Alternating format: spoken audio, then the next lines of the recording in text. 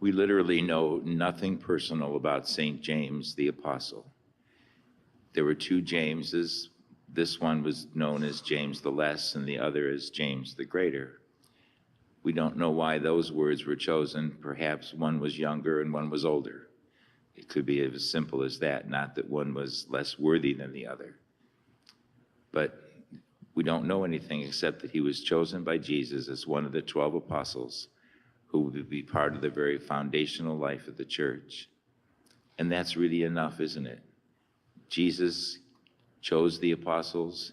He worked with them. They were men that were human in every way. They were men who were not strong in many things, but Jesus gave them the strength and Jesus gave them the ability to preach the gospel. And our faith is founded on the faith of the 12 apostles. St. Philip has more to say in the gospel. He comes up different times in the gospel. He's the one that Jesus said to him, get all these people some food to eat when he had been preaching all day. And Jesus, knowing what he was going to do, said to Philip, well, go and buy some food for them. And of course, Philip responds that not even 200 days' wages would be enough to feed all these people. Tell them to go to the merchants and buy their own. And again, Jesus says, tell them to sit down. And of course, we know the miracle of the loaves and fishes. And we can see that the Lord has power over physical reality. And that power over that physical reality he handed on to the apostles when he made them priests. So that when they said, this is my body over the bread, and this is my blood over the wine, it becomes actually that. And to this day, through the priesthood, the same reality takes place on our altar. How fortunate we are.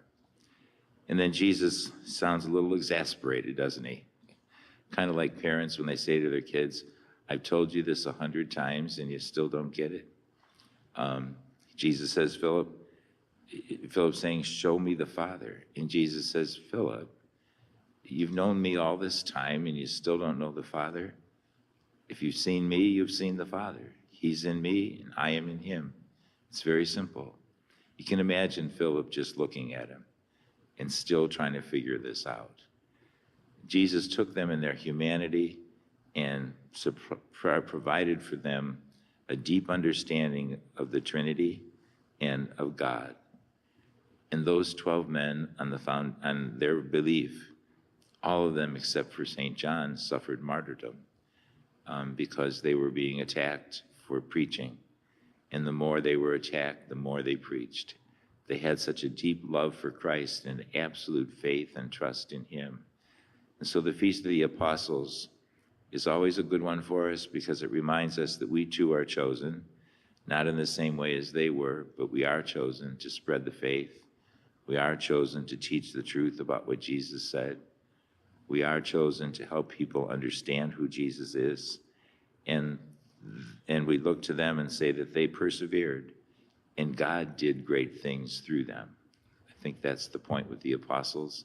They didn't do it. God did it through them. And God works through us in so many different ways. And so today we thank God for the apostles and ask the Lord to help us to persevere in the callings we have to spread his love to whomever we meet. Let us stand and offer our prayers and petitions.